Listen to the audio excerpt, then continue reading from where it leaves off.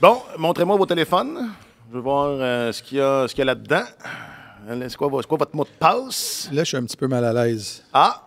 Ben non, mais je vais te montrer mon téléphone après. Je vais, Non, je vais même pas regarder. je vais appeler mon association des joueurs. Ben là, Ton association des journalistes pour dire ouais, ça marche pas. Ouais. l'animateur nous a demandé... il a mis nos photos. On va le mettre sur l'écran. On a un écran Je m'excuse, maintenant. mais c'est intime ce qu'il y a dans ça. Là. Tu peux pas ouvrir ça à n'importe qui. Non, mais d'abord, ça, c'est vrai. Non, mais blague à part, ça, Oui. c'est vrai, Oui. effectivement.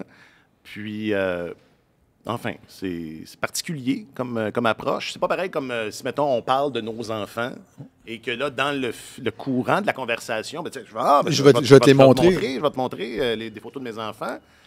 Parce que là, c'est ça. Est-ce que c'était ça ou est-ce que c'était pas ça? Ça semblait assez systématique. Babcock, évidemment, je fais référence à Mike Babcock. Ben oui, qui, pour situer les gens. pour situer les gens. T'es bon pour tu sais, Moi, mettre du contexte. Oui, là. ben, je suis bon pour, c'est ça, Ouais. la synthèse, puis la vulgarisation. Non, mais il faut le faire, là, tu sais. La saison n'est pas commencée et déjà, Babcock fait parler de lui pour des raisons bizarres.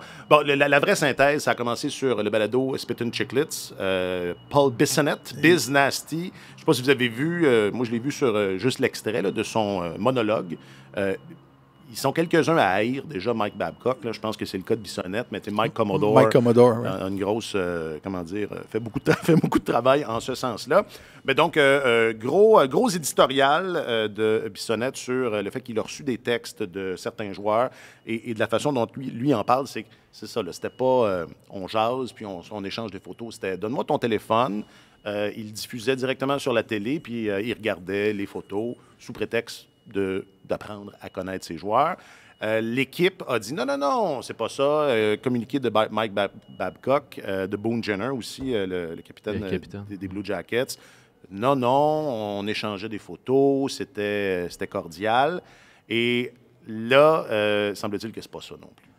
Ben, écoute, je pense que l'essentiel de l'enquête que la Ligue nationale fait en ce moment sert à déterminer exactement de quelle manière ça s'est produit parce qu'il n'y a personne qui remet en question le fait que Mike Babcock a sollicité les téléphones de ses joueurs pour pouvoir regarder des photos avec eux. Maintenant, il y a un monde de différence en dire « Hey, choisis des photos qui sont sur ton téléphone, montre-moi des photos de famille. » Puis finalement, ben, ça ressemble à ma tante Janine qui fait des diapositives, qui tourne des diapositives sur son carrousel. Il y a une montagne de différence entre ça et puis un entraîneur qui prend le téléphone puis qui dit « OK, on va voir qu'est-ce qu'il y a dans ton téléphone. » Puis c'est qui lui, c'est qui elle, ce qui est une atteinte sérieuse à la vie privée.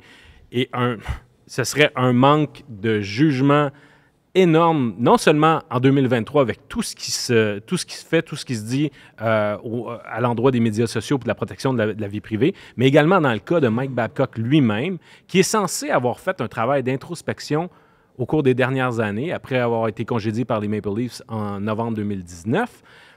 Travail d'introspection qui devait mener à un changement dans sa façon de communiquer avec les joueurs, dans sa façon de s'adresser à eux. Et il a dit pas plus tard que la semaine dernière, en entrevue à NHL.com, il dit « Je veux établir un plan de communication avec chacun de mes joueurs, puis c'est important pour eux. » Je leur ai dit « Dites-moi là si vous jugez que j'ai dépassé les bornes, que ma façon de faire n'a pas été la bonne. » Là, il y a... À moins que tous les joueurs en ce moment des Blue Jackets soient extrêmement inquiets de se retrouver devant Mike Babcock puis ils ne savent pas comment gérer son cas, soit qu'il n'y a personne qui a osé lever la main, ou encore peut-être qu'il n'y a effectivement eu rien de répréhensible dans la façon dont il a fait ça. Mais s'il n'y a rien eu de répréhensible, c'est difficile de comprendre pourquoi des joueurs ont pris le temps de communiquer avec Paul Bissonnette, avec l'association des joueurs. Le nouveau directeur exécutif de l'association des joueurs, Marty Walsh, s'est déplacé avec Ron Hennessy pour aller rencontrer des joueurs. Après avoir parlé à des vétérans, Boone Jenner, Johnny Gaudreau, c'est ce que rapportait Elliott Friedman. Les représentants de l'association des joueurs se sont montrés satisfaits des explications. Ils ont dit, bon, mais c'était cordial et tout ça. Et là, ils ont été mis au courant d'une autre version de l'histoire où des jeunes joueurs se sont dit mal à l'aise par rapport à ce qui s'était passé. Alors, et là, l'enquête a été poussée plus sérieusement. Et elle est toujours en cours. Oui. Oui. Mais pour que les représentants de l'Association des joueurs se déplacent et aillent voir ce qui s'est passé, c'est parce qu'il y a eu c'est pas un petit malaise, là. Puis il faut comprendre dans l'histoire, les vétérans des Blue Jackets ont été consultés par Jarmo Kekalainen avant l'embauche de Babcock, là. Donc, ils ont endossé cette embauche-là, alors qu'eux disent non, c'était correct et tout ça. Ils ont déjà endossé cet entraîneur-là. Mais c'est extrêmement malaisant. Je suis tout à fait d'accord avec Marc-Antoine. Là, après ce qui s'est passé à Toronto, ce qui avait été dit sur Babcock après son départ de chez les Maple Leafs, l'exil de 3 ans. Il revient, il n'y a pas un match de dirigé encore, et il y a une controverse comme celle-là. C'est pas...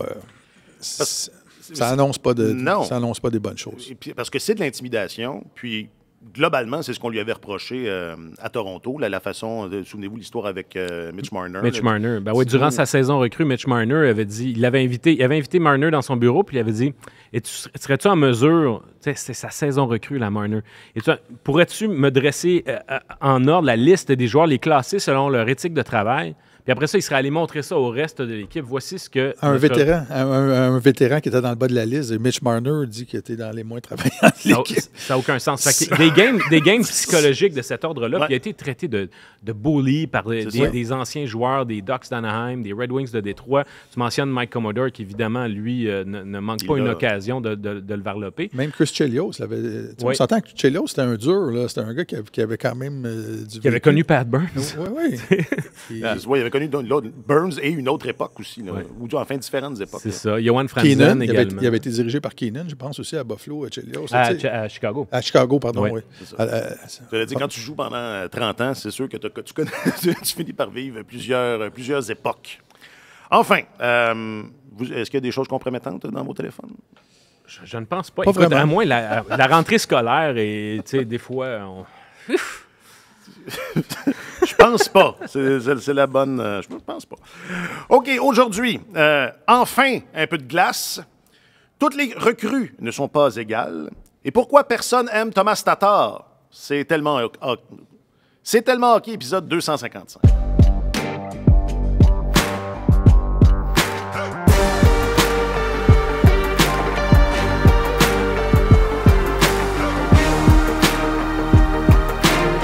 Avec l'un des nombreux journalistes affectés aux affaires du Canadien et de la LNH, nombreux ici mais ailleurs, j'ai nommé Marc-Antoine Godin. Salut Marc-Antoine. Bonjour Alexandre. Comment je l'ai eu cette fois-ci? C'est pas pire. Bon. Dans la première vraie mouture, parce qu'on va, le mardi dernier, c'était spécial, c'était comme la première avec tout le monde, mais dorénavant, on sera toujours 3. Et Martin Leclerc, tel un phare dans la nuit, sera là. Il est notre chroniqueur principal au service des sports. Salut Martin. Bonjour messieurs. Bonjour. Content de vous retrouver. Je m'appelle Alexandre Coupal. Je dirais qu'à toutes les années, il y a des surprises au camp des recrues. C'est très plaisant pour les partisans de voir les jeunes joueurs évoluer. T'as Jack Eye qui a fait la Ligue nationale, Goalie l'année passée, Harris. T'as Condotta qui a joué un match, Beck qui a joué un match. Alors, je pense que c'est une belle place pour les joueurs de se faire valoir. Puis, c'est très plaisant pour nous. Un Jean-François Houle enthousiaste, l'entraîneur du Rocket, qui devrait avoir une pas pire équipe aussi. Ça, on aura peut-être l'occasion d'y revenir éventuellement, mais qui se faisait demander s'il s'attendait à ce qu'il y ait des surprises. Je disais qu'il était enthousiaste. Je ne suis pas sûr que tout le monde partage cet enthousiasme-là au sujet des surprises. On en a parlé un peu d'ailleurs mardi. Ça semble pas mal joué d'avance dans l'ensemble, mais c'est jamais comme ça que ça se passe. Non, effectivement. Il y a toujours, à chaque année, un joueur qui se distingue, qui devient un petit peu la saveur du mois. On se souviendra de Owen Beck l'année dernière, qui avait un peu... qui avait étonné tout le monde, d'une part parce que Owen Beck n'était pas nécessairement un espoir. Il venait d'être repêché au 2e tour par le Canadien de Montréal, puis il n'était pas nécessairement reconnu comme étant l'espoir le plus offensif dans la pépinière du Canadien, mais il était ressorti avec des beaux flashs en attaque, en plus d'un jeu très, très responsable en défense. Alors, il était resté plus longtemps, on lui avait donné plus de matchs que ce qui avait été prévu au départ. Évidemment, il a fini par retourner dans la Ligue junior de l'Ontario, mais à chaque année, tu as ce genre de joueur-là qui peut saisir la balle au bon, puis vraiment laisser sa carte de visite. Puis je pense que c'est l'optique avec laquelle tous ces joueurs-là doivent arriver d'abord au camp des recrues, puis ensuite au camp d'entraînement principal pour ceux qui vont continuer leur chemin. Alors, c'est pas nécessairement pour chacun de ces gars-là de dire ben je vise un poste avec le Canadien de Montréal, puis si c'est pas la Ligue nationale, c'est rien. C'est surtout de planter des semences puis de dire rappelez-vous de moi. Ouais. Puis voici ce dont je suis capable au milieu de cette compétition-là. Rappelez-vous de ma face. Venez me voir jouer là où je vais jouer. Puis ça va continuer mon affaire. Alors, je pense qu'en ce sens-là, chaque journée pour ces gars-là est extrêmement importante pour laisser justement une carte de visite. Mais avant qu'on parle en détail de chaque joueur, un après l'autre, non, je pense pas, mais le concept du camp des recrues, Martin, on en discutait un peu avant.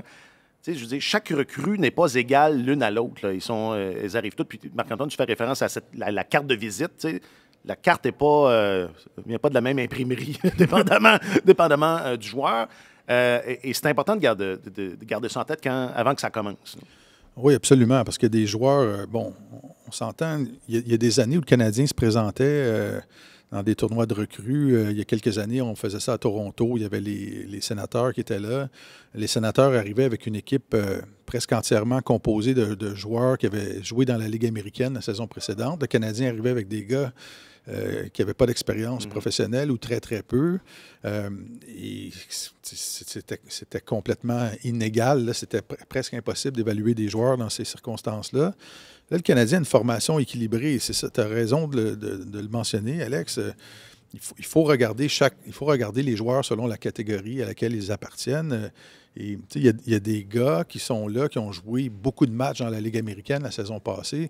Eux sont là un peu pour encadrer l'affaire. Là. Ils servent un peu de mesure et étalon aussi.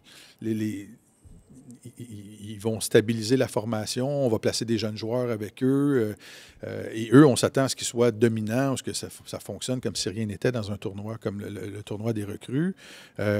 Marc-Antoine parlait tantôt de Owen Beck la saison dernière. Tu sais, ce sont ces gars-là qui arrivent, qui viennent d'être repêchés. C'est eux qui ont le plus à gagner, je trouve, dans ce genre de tournoi-là. C'est sûr que c'est le premier contact avec des joueurs plus aguerris, puis les taux se resserrent. Quand tu arrives au camp des recrues, là, on s'entend, le niveau est plus élevé que ce que tu as vu dans les rangs juniors, mais si tu flashes à ce moment-là, c'est une belle carte de visite. Et personne ne s'attend à rien, personne n'a d'attente envers ces gars-là. Donc, il peut se passer des belles choses. C'est souvent ces gars-là qui deviennent la saveur du mois.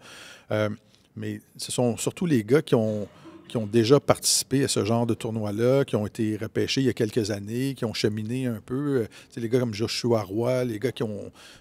Logan Mayou, ça fait quelques années. Il n'a pas joué beaucoup au cours des dernières années, mais ça fait quelques années qu'il a été sélectionné. Les gars qui arrivent... Struble, il n'était pas sur la patinoire ce matin. Non, il était absent à l'entraînement. Mais c'est un gars qui arrive de l'université. Alors, ces gars-là... ils ont aussi des preuves à faire, mais ils sont un petit peu plus aguerris. On s'attend à ce qu'ils se démarquent un petit peu plus. Donc, les attentes varient pour chaque groupe de joueurs. Et ceux qui ont déjà une longueur d'avance, ils doivent se démarquer parce qu'on s'attend à ce qu'ils se démarquent. C'est pas à leur avantage de reculer. Ils ont plus à perdre. Un gars comme Jacky, la saison dernière, il est arrivé au tournoi des recrues, il était tout feu, tout flamme. Là. Il était vraiment flamboyant sur la patinoire. Il s'est imposé physiquement. Il avait déjà l'expérience d'un camp. Moi, je pense qu'il a gagné une grande partie de son poste. Là. Il s'était tellement démarqué puis il avait montré qu'il pouvait apporter un aspect... Des éléments. Oui, des éléments que d'autres n'avaient pas. Alors, ces gars-là, il faut qu'ils capitalisent. Il faut qu'ils montrent qu'ils sont capables de faire...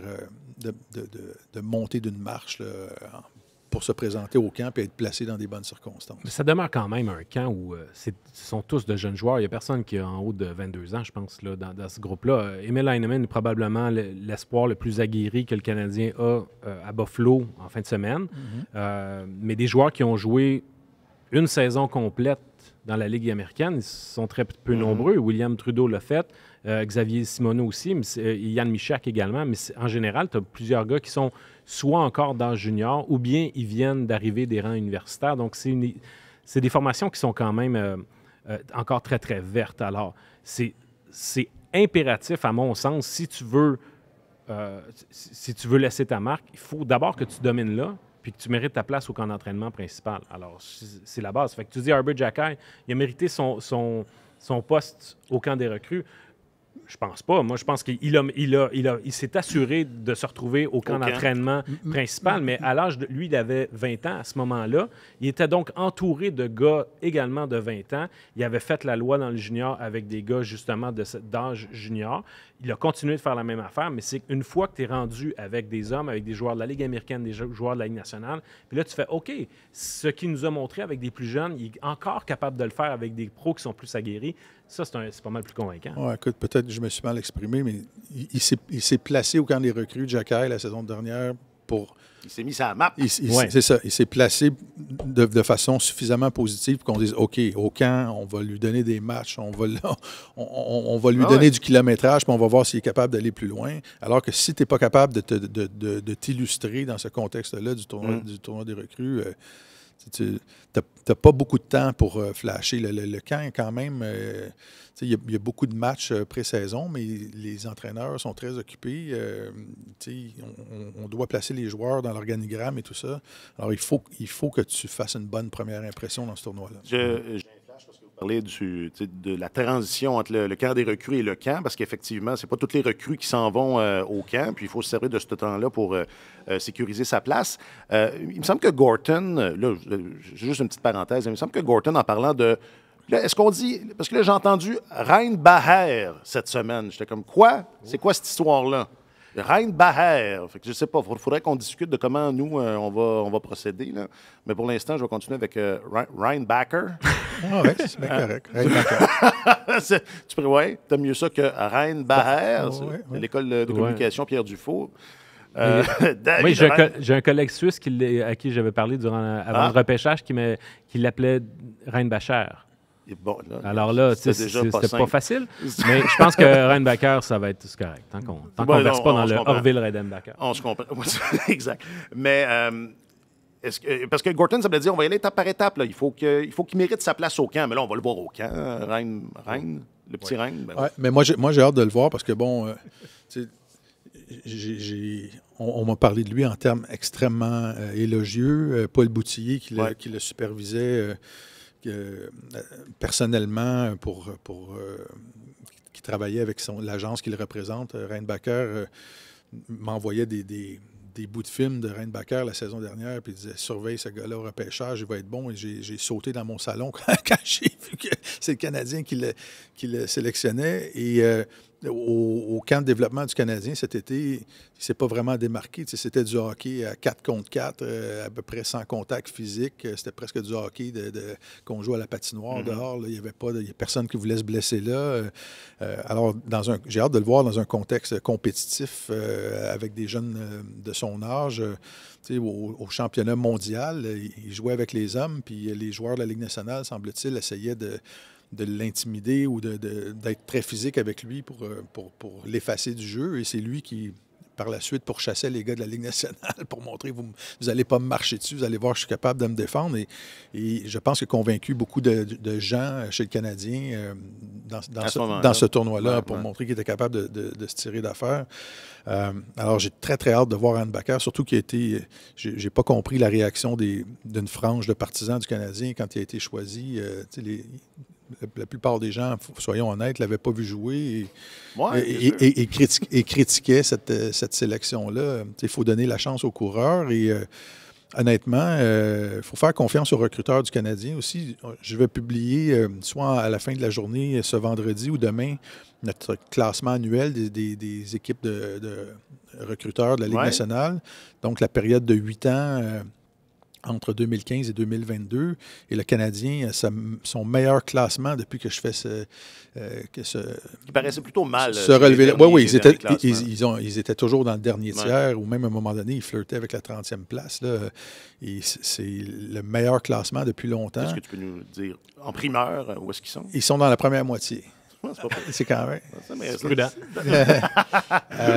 Ils approchent du top 10. Donc, ça va bien. Et on regarde les repêchages récents aussi. Là, il y a juste un repêchage de l'ère Bobrov-Lapointe qui compte dans ça. Mais on voit les deux derniers repêchages, ils ont été très intéressants aussi. Donc, il faut faire confiance aux gens qui sont en place et qui ont vu les matchs. Et je reviens au petit bout de film que le Canadien a fait sur le repêchage. Tu sais, ça te prend un ancrage vraiment exceptionnel en défense. Si tu veux aller loin en séries éliminatoires, il faut que tu sois solide à la ligne bleue. Et les recruteurs du Canadien se disaient que ça pourrait être ce gars-là. Tu sais, c'est le genre de gars, s'il matérialise, il concrétise ce que les recruteurs ont vu en lui, c'est le genre de gars que tu ne peux pas aller chercher dans une transaction. Donc, attendons de voir. Mais ça tombe bien parce qu'on va le voir. Oui, c'est ça. Alors j'ai hâte de voir. J'ai vraiment hâte de le voir dans ce contexte-là. Un amateur de pâtes, apparemment.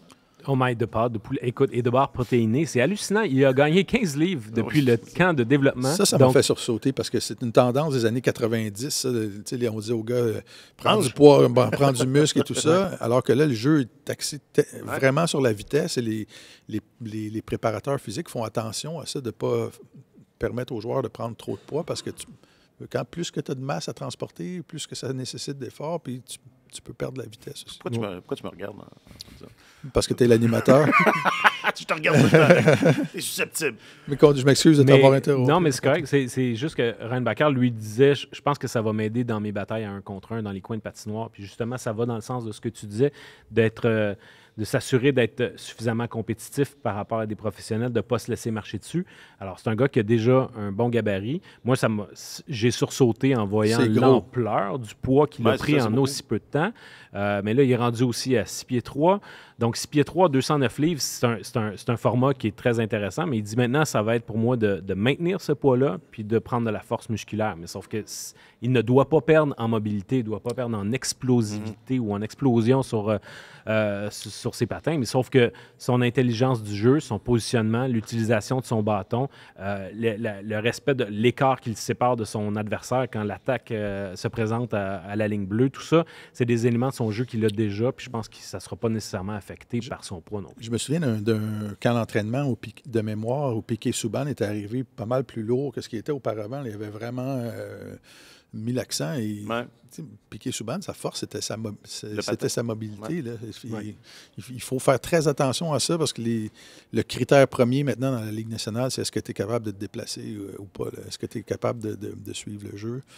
Alors, 15 livres en un court laps de temps comme ça, c'est beaucoup. Mais qu'il soit question de Reinbacher ou de tous les autres espoirs au camp des recrues, je pense qu'il y a un élément qui semble revenir beaucoup dans les discussions, qui est un sujet crucial au camp des recrues pour le Canadien, c'est la capacité des joueurs de se distinguer dans des espaces restreints.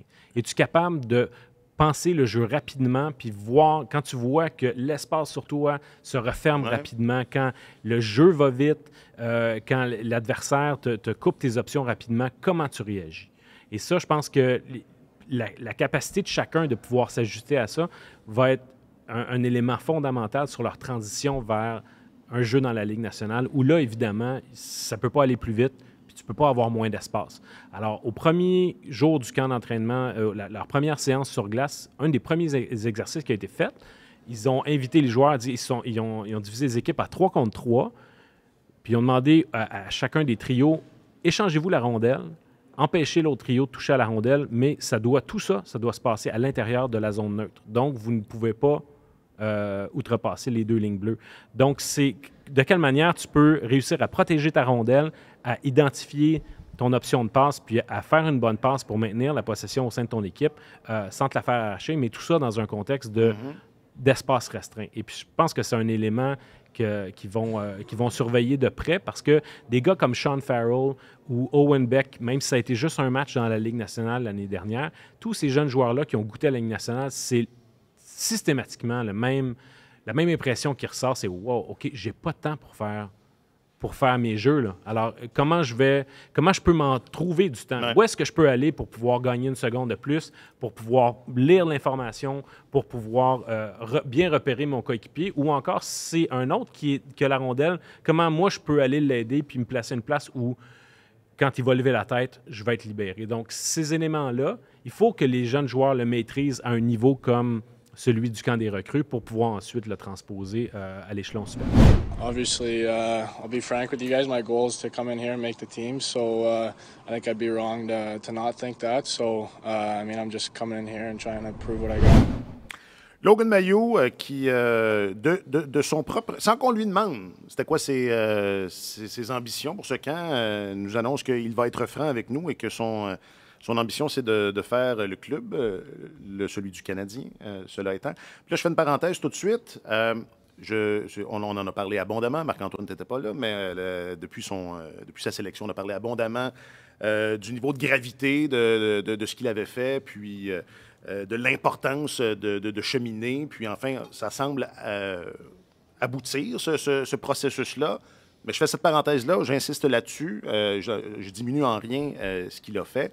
Mais reste que c'était le fun de l'entendre parler de hockey de bonne humeur. Tu sais, c'était différent. C'était différent. Il est prêt à passer à autre chose. Ouais, tu le sens qu'il est content de dire « OK, là, je vais porter l'uniforme du Canadien, je vais montrer ce dont je suis capable. » Fait que, manifestement, lui, personnellement, je pense qu'il était prêt à passer à autre chose. Puis là, cet automne-là fait en sorte qu'effectivement, on peut, dans une certaine mesure, tourner la page. C'était spécial au tournoi de golf cette semaine de voir Jeff Molson expliquer à quel point tout le monde dans l'organisation qui avait été en contact avec Logan Mailloux lui rapportait qu'il s'était bien comporté, qu'il avait réussi toutes les étapes.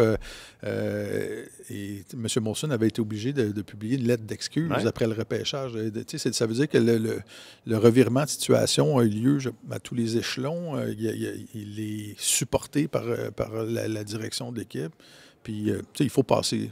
Faut que tout le monde passe à autre chose. De toute façon, c'est ça qui arrive. Comme je disais, c'est ça la réhabilitation. Là. Voilà. À un moment donné, il faut que tout le monde passe à autre chose. Et donc, c'est comme un peu comme un nouveau joueur. C'est comme s'il venait d'être repêché un peu. Là, et la raison pour laquelle je voulais qu'on l'entende puis que j'en fais un point de conversation précis, c'en est un de ceux qui...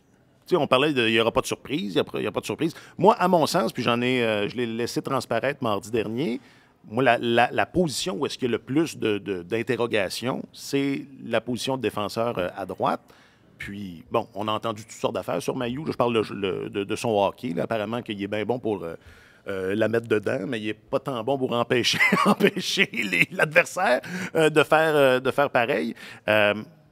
Reste que pour lui, c'en est certainement un pour qui il y a une opportunité à saisir. Oui, puis je suis très content de voir qu'il dit « Mon objectif, c'est de jouer avec le Canadien ». Puis il le dit avec une telle assurance. Parce que c'est pas tous les joueurs. Ça paraît évident de dire c'est sûr, tous les joueurs, tous les espoirs vont vouloir jouer avec le Canadien. Mais quand tu regardes les personnalités de ces gars-là, il y en a de toutes les sortes. Il y en a qui sont là, qui sont très humbles, très canadiens dans leur façon de dire... Ils sont souvent canadiens de nationalité. Oui, effectivement. Mais ils vont... Non, mais je veux dire, c'est le côté... il y a une mentalité. L'équipe avant. Puis, tu sais, je veux surtout pas avoir l'air d'être un pas en avant de ce que je suis pour vrai, tu sais, en termes de mon développement. Donc, je vais être très, très prudent. Il y en a qui regardent la situation de façon réaliste et font « Ouais, OK, d'accord, j'aimerais ça, mais je vois bien ce qui se passe. Alors, si c'est autre chose, ce sera autre chose. » Puis tu as un gars comme Mailloux qui arrive et dit « Non, moi, c'est ça que je vise. » Alors, et de temps en temps, avoir des gars qui ont cette candeur-là puis cette drive-là, je trouve ça intéressant. Fait, en partant, il y a ce côté animé que je trouve intéressant. À quel point c'est réaliste, je pense qu'en début de saison, je serais extrêmement surpris. Je comprends ton point par rapport à la faiblesse du Canadien sur le flanc. Lindstrom, il va être difficile à déplacer. Gustave Lindstrom. J'étais pas sûr. Oui, mais là, écoute, il y a des candidats pour jouer à droite. Ce ne sont pas nécessairement des prétendants au trophée Norris. Le Canadien est assez... quand tu regardes des droitiers naturels, là, il y a évidemment... tu as David Savard, tu as Justin Barron, il y a le nouveau venu Lindstrom, et puis il y a Chris Wideman qui, lui, est là dans un rôle de réserviste, puis dans un rôle, c'est aussi de... Comment je pourrais dire? Kovacevic aussi. Oui, effectivement. Kovacevic également. Il y a plusieurs... Alors, en termes de talent, Mailloux est appelé à dépasser la majorité de ces gars-là. Mais est-ce qu'il va le faire maintenant? J'en doute, parce que tu le suggérais. Je pense qu'il y a beaucoup de travail quand même à faire dans son territoire. C'est ce qu'on a cru comprendre. Oui, puis, tu sais, plaçons-nous dans les chaussures des gestionnaires du Canadien. Tu as un gars... qui a joué 71 matchs dans les 2 dernières saisons. Là. Et Mailloux, c'est un joueur extrêmement talentueux, mais il n'a pas vécu à cause de la controverse, à cause de ses actions. Et la pandémie avant ça. C'est ça. Donc, il n'a pas vécu les expériences d'équipe Canada Junior. Il a été blessé à une épaule. Il y a une saison, l'avant-dernière saison, il a disputé 12 matchs, 59 la saison dernière. Donc, il n'y a pas beaucoup de kilométrage. Il y a des apprentissages à faire. Là. Comme gestionnaire d'équipe, tu regardes ça, tu regardes le curriculum vitae de ce gars-là, puis tu dis, il faut qu'on lui donne, qu'on l'expose à du niveau de jeu plus élevé. C'est une grande marche à franchir et tu ne veux pas placer un jeune défenseur en situation d'échec, puis arriver après ça et dire, bien là, c'est de notre faute. À un moment donné, il s'est cogné le nez sur un mur parce qu'on ne lui a pas fait faire les étapes comme il faut. Donc, on va lui donner des étapes, je pense. Je serais très, très surpris qu'il se taille une place avec l'équipe, étant donné qu'il y a beaucoup de défenseurs sous contrat aussi, là, mais... La façon responsable de faire, c'est de ne pas placer un joueur en situation d'échec, de lui permettre d'accumuler des petits succès. Et il faut qu'il dispute un grand nombre de matchs. Là. Puis faire le saut chez les professionnels. Il y a beaucoup de matchs dans la Ligue nationale. C'est un calendrier costaud. Puis le niveau de jeu est élevé. Oui, mais 7 minutes par match, mettons, ou 10 minutes par match, c'est pas assez. Mais si je peux ajouter quelque chose, je suis d'accord avec toi, Martin, au sujet de son manque de kilométrage. Je pense que tout à l'heure, quand je faisais mention du fait qu'il y a une préoccupation dans l'organisation du Canadien sur le fait d'arriver... l'apprentissage du temps et de l'espace qui diminue à mesure qu'on avance. Dans le cas de Mailloux, je pense que c'est une des lacunes dans son jeu. J'ai regardé environ une douzaine de ses matchs la saison dernière, puis autant il est à l'aise, fluide, quand il a possession de la rondelle puis qu'il est en position d'attaquer, il peut traverser 2 défenseurs, avoir l'air d'un joueur de centre, pratiquement, quand il attaque davantage qu'un défenseur. Utiliser son lancer de la pointe, son lancer frappé, mais aussi son lancer du poignet. Au plan de l'attaque, ça va bien, sauf que quand il est dans le fond de sa zone et qu'il y a de l'échec avant qui arrive sur lui, il se débarrasse de la rondelle très rapidement. Il ne prend pas le temps de lever la tête, de regarder qu'est-ce qu'il peut faire de bon avec la rondelle. Il s'en débarrasse et ça mène à des revirements. Fait que ce genre de pression-là qui arrive sur lui quand il est dans des zones névralgiques où son équipe est enterrée dans sa zone, je pense qu'il va devoir développer justement ce travail-là où défensivement, il va pouvoir favoriser les sorties de zone, puis au lieu de faire en sorte que ça se prolonge dans sa zone. Fait que si c'était le cas, quand il était avec les Knights de London, ben, il va le vivre également avec le Rocket de Laval. Donc, la marche sur cet élément du jeu-là m'apparaît trop grosse pour qu'il commence la saison à Montréal. Ouais. Puis l'histoire du hockey est remplie de défenseurs qui étaient excellents offensivement dans les rangs juniors, qui arrivent dans la Ligue nationale et qui ne sont pas capables de transposer ça, et qui sont obligés de faire un ajustement, de devenir excellents défensivement pour maintenir un poste dans la Ligue nationale. Et regarde à travers dans les 32 équipes, là, il y a combien de défenseurs qui vivent seulement de leur talent offensif? Il n'y en a pas beaucoup. Là. Il faut que tu sois capable de défendre. Et ça va. Et il le reconnaît lui-même, Mailloux. Il a dit tu ne peux pas jouer dans la Ligue nationale si tu n'es pas bon défensivement. Donc, je pense pas que ce sera une grande surprise s'il joue à Laval. Et moi, honnêtement, j'ai vraiment pas été voir jouer souvent le Rocket au cours des dernières c'est le fun. Saisons. Non, mais pas vrai. Non, mais moi, c'est par intérêt professionnel purement. Là, il y avait pas... Le Rocket avait des équipes qui connaissaient un certain succès et tout ça. Et ça, pour les partisans, c'est le fun, mais des gars qui avaient vraiment des chances de graduer, de s'établir avec le Canadien, il n'y en avait pas tant que ça. Là, il va y avoir beaucoup de jeunes cette année.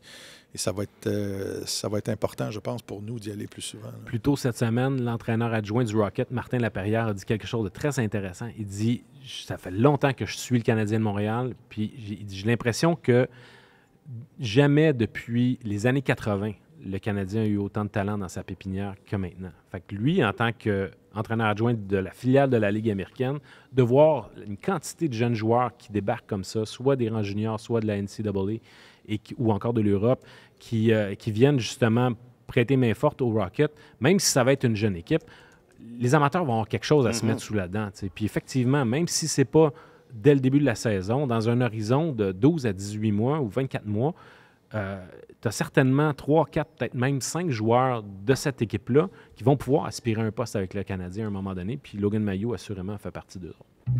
Question du public, réseaux sociaux. Question du public, réseaux sociaux. Question du public, réseaux sociaux. Réseaux sociaux. Question publique, question des sociaux. Réseaux questions. Question de réseaux sociaux. Public et questions.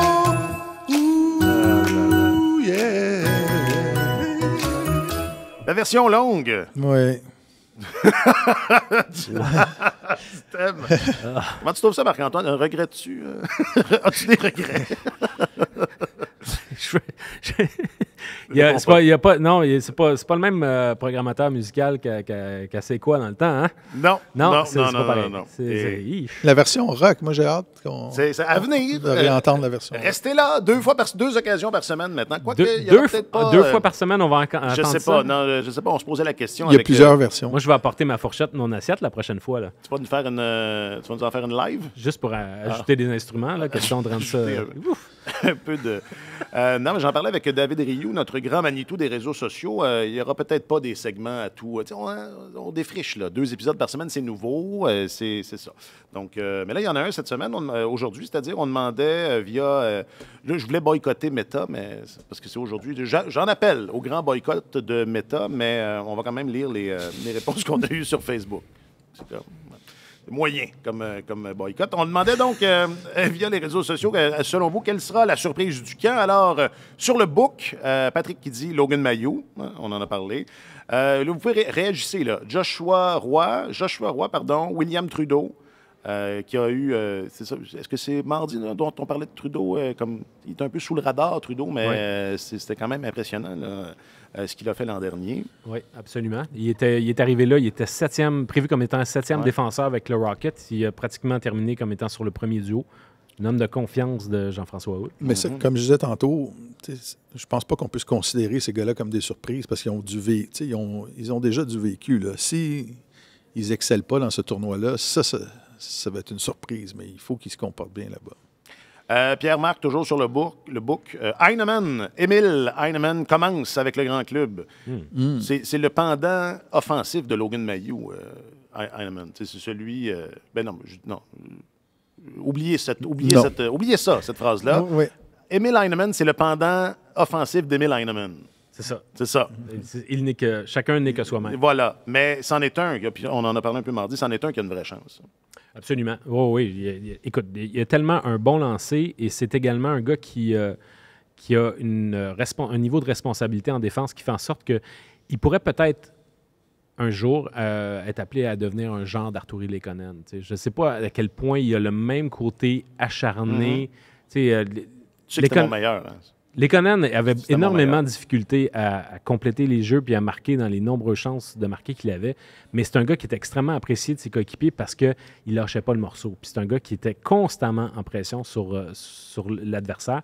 Je ne sais pas dans quelle mesure Heinemann a autant d'acharnement, mais c'est un gars qui a quand même un bon gabarit, qui n'a pas peur de se frotter à la compétition dans tous les sens du mot, mais et il va développer justement les occasions où il peut se démarquer parce qu'il doit utiliser son lancer. C'est un gars qui pourrait éventuellement marquer plusieurs buts dans la Ligue nationale.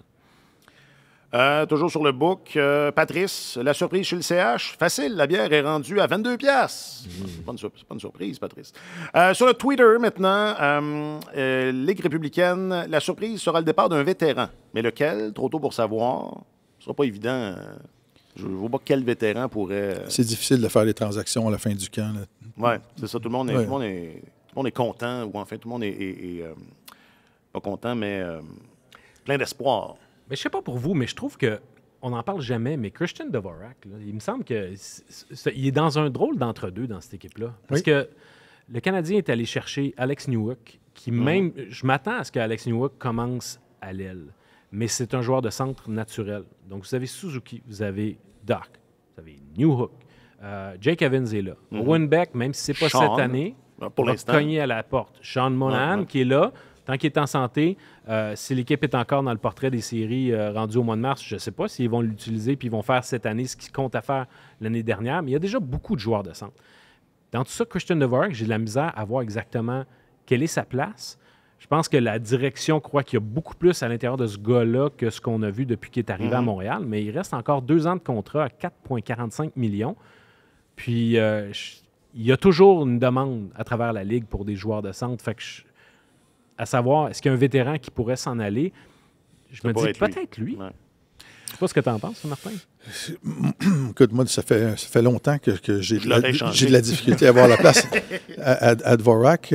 Quoique, dans le dernier segment de la saison, l'an dernier, je trouvais qu'il jouait son meilleur hockey à Montréal. C'est Dvorak à 4,5 millions par année ou Dano? Non, il va être meilleur que Dano. Non, mais c'est ça qu'on disait. C'était la pièce qu'on a été chercher. Ouais. Mais c'est ça. Écoute, moi aussi, j'ai de la difficulté à voir comment il cadre dans cette équipe-là pour l'instant. Mais il reste deux saisons à 4,5 millions. Il est peut-être difficile à échanger aussi. C'est pas un gars qui te fait mal. Mais c'est pas un gars non plus qui se démarque, qui crée des étincelles sur la patinoire. Il est là. Il est constant, mais... C'est très linéaire comme performance et je pense pas qu'il va terminer son contrat à Montréal. Et c'est pas toi qui disais plus tôt cette semaine que Hughes avait tendance à aller chercher le maximum qui est possible en retour. Je suis pas sûr que le timing serait bon pour ça avec Dvorak. OK, toujours sur Twitter. Alexandre, je pense qu'on va être surpris de l'impressionnante progression de Slavkovski. Oui. OK. Oui. Moi aussi, je pense ça. Puis, Martin, toujours sur Twitter, la performance de Marc-Antoine Godin a tellement hockey. Il y a beaucoup de ça, hein? Beaucoup d'amour depuis que tu t'es joint à l'équipe. Puis, merci pour cet amour-là. La saveur du mois. On est à la mi-septembre. Profite des 2 dernières semaines. Je retourne chez les juniors très, très bientôt. Moi, je trouve ça fantastique, l'accueil que Marc-Antoine a eu depuis qu'on a annoncé qu'il rejoignait notre équipe. Puis, écoute, notre équipe va être meilleure, plus complète. Oui. Puis il faut plus nombreuse aussi. Moi, je suis très content de ça. Alors, Non, c'est un bonheur partagé. Puis merci à vous tous et à vous toutes de l'exprimer. Puis quand je vous dis donnez-nous de l'amour, je ne pensais pas qu'on en aurait autant. Cela dit, je vous invite à continuer de liker puis de vous abonner, que ce soit sur YouTube ou encore via audio. Puis votre participation là, sur les réseaux sociaux est très, très appréciée. Puis puisque je suis dans le segment corporatif de ce balado, ce lundi, on assiste à l'écriture de l'histoire, alors qu'à compter de 13 heures, lundi 18 septembre, via YouTube et via le site, le .ca de Radio-Canada dans la section des sports, le site web de Radio-Canada Sport, on va vous présenter le repêchage de la nouvelle Ligue de hockey féminine. Je serai accompagné par Christine Roger, qui est en ce moment même au camp de l'équipe canadienne. C'est une coïncidence, ça a rapport et ça n'a pas rapport, mais les joueuses canadiennes sont en camp d'entraînement en ce moment en Ontario. Puis je crois comprendre que la plupart des joueuses, justement, vont rester dans la région de Toronto parce que c'est là que le repêchage va avoir lieu. Puis c'est pas un spectacle qu'on regarde, le repêchage, là, comme on fait avec la Ligue nationale de hockey. Là, on va vraiment vous présenter le repêchage. Il y aura des images de comment ça se passe là-bas. Je pense que Jean-François Poirier va être sur place également. On devrait être en mesure d'aller lui parler à l'occasion. Donc, avec Jean Saint-Onge qui décrit le hockey féminin aux Jeux olympiques, puis Christine qui le couvre, Christine Roger, on sera là à compter de 13 heures. Moi, je l'ai dit précédemment, je suis très excité. Mais là, je suis encore plus excité. C'est le fun. Un repêchage, les gens aiment toujours ça. Et puis là, c'est le premier. Ben oui. On écrit... Il faut pas que je dise ça. On écrit l'histoire parce que moi, je fais rien, là, mais on assiste à l'écriture de l'histoire. Thomas! Tatar! Thomas! Tatar! Thomas! Tatar! Hey, pourquoi personne n'aime Thomas Tatar? Il me semble que ça a été difficile quand il a finalement signé avec les Devils. Il me semble que ça avait été long aussi. Puis que là, ça a été long. Ça a été long là, qu'il signe avec l'Avalanche du Colorado. Ça a encore été long. Ouais. Puis, comment dire, je vous aviez entendu ça cet été. Là, on pensait qu'il y avait entente secrète avec Lou Lamoriello, parce que c'est son genre à Lou. Ouais. Mais non, pas du tout. Visiblement, il y a juste eu de la difficulté. Ou je sais pas, il y avait peu d'intérêt pour Thomas Tatar. Moi, je trouve que c'est drôle parce qu'on l'a vu à Montréal pendant 3 ans et c'est un gars qui, sur le trio de Dano et Gallagher, faisait un travail défensif qui, à mon sens, était sous-estimé parce que même si c'est un gars qui domine pas dans sa zone, faisait du très, très bon travail pour quand l'autre équipe reprenait la rondelle, de couper des jeux avec son bâton pour que finalement ça reparte en sens inverse en zone neutre. À ce niveau-là, je pense qu'il faisait un travail défensif qui était sous-estimé. Toutes ces statistiques, avancées ont toujours été très, très favorables. Mais je pense que ce qui lui fait mal, c'est qu'il a acquis la réputation d'un gars qui n'est pas là en séries éliminatoires. Puis on l'a constaté avec le Canadien de Montréal. Il n'a pas été en mesure de répéter en série ce qu'il faisait en saison régulière. Ça avait été la même chose avec Détroit. À Vegas, évidemment, il avait raté à peu près la totalité des matchs. Il n'a pas été un facteur avec les Devils non plus. Alors là, une équipe, ça, c'est Marc Bergevin qui avait il y avait cette phrase-là très intéressante où il disait il y a des joueurs qui vous aident à vous rendre en série, puis il y a des joueurs qui vous aident à traverser les séries. Bien là, l'Avalanche a peut-être suffisamment de joueurs qui aident à traverser les séries, mais en cours de saison, c'est le fun d'avoir un employé de soutien comme Tatar qui est là pour contribuer à amener l'équipe en série. Puis, mais sauf que je pense que c'est cette étiquette-là qui a vraiment lui a nuit. C'est une bonne réponse à ma question, ça. C'est un bon vétéran, Tatar. Moi, je l'aime. Il a marqué 20 buts la saison dernière, plus 41. À Montréal, avec Dano, c'était le trio le plus efficace avec Dano et Gallagher, un des plus efficaces à 5 contre 5 de la Ligue nationale. Donc, il faut que tu saches jouer au hockey pour être capable de faire partie d'un trio comme celui-là. Et l'année passée, 20 buts avec les Devils. Il jouait au sein de la 2e unité d'avantage numérique. C'était pas un des attaquants les plus utilisés de cette équipe-là. C'est un bon vétéran que tu peux avoir pour compléter ton équipe. Et il me semble que c'est le genre de gars que tu vas avoir. Tu as une production prévisible. Il te fait pas mal. Et c'est ça. Avant d'arriver en série, il y a 82 matchs à disputer. C'est bon d'avoir ces gars-là qui sont capables de t'offrir un rendement constant. J'ai peine à comprendre pourquoi c'est difficile comme ça pour Tatar. Bon, ben lâche pas, Thomas. On te souhaite, je pense pas, ça achève, sa carrière, j'imagine. Je n'ai pas un poulet. Non, mais il n'est pas si vieux que ça, mais à partir du moment où tu te mets à collectionner les ententes d'un an, c'est là que ça devient vraiment... C'est plus fragile. D'accord. Bon, meilleure des chances à toute la famille. Marc-Antoine Godin, je rappelle que tu es notre nouveau journaliste affecté à la couverture du Canadien et de la LNH. Nouveau pour Radio-Canada. Oui, c'est ça. On s'entend, là. Exact. Merci infiniment d'avoir été là. On peut te lire, t'entendre et te voir sur toutes nos plateformes. Sur le beat, en général, Je suis là depuis 2006. Oui, ça fait long. J'ai commencé l'année, les séries de Cam Ward et le bâton de Justin Williams dans l'œil de Saku Koivu. Donc, c'est les séries de 2006. C'était toi, ça? Non, c'est pas à cause de moi, mais c'est là que j'ai commencé. Merci infiniment. Martin Leclerc, toi, tu as commencé quand, Martin? Non. Moi, j'ai jamais été affecté T'as jamais été sur le beat, au beat à temps plein. Ouais. Moi, j'ai fait les 20 premières années de ma carrière au Journal de Montréal et c'était pas ma tasse de thé de devoir remplir 2 pages à tous les jours, des jours d'entraînement et tout ça. Mais j'ai commencé à couvrir le Canadien en 92 ou 93, à aller couvrir mes premiers matchs. La finale de la Coupe Stanley, j'espère que tu en as profité. J'étais là. Ah, ben oui, bien sûr. Mais ça fait longtemps que je traîne autour, mais j'ai jamais été un gars du beat. Et c'est pour ça que tu es notre chroniqueur principal au service des sports. Merci infiniment, Martin.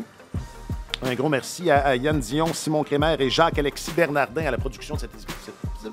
Ça finit comme ça a commencé, bon sang, à la production de cet épisode. Je m'appelle Alexandre Coupal, OK. Je vais mettre deux par semaine. Je prendrai un air d'aller.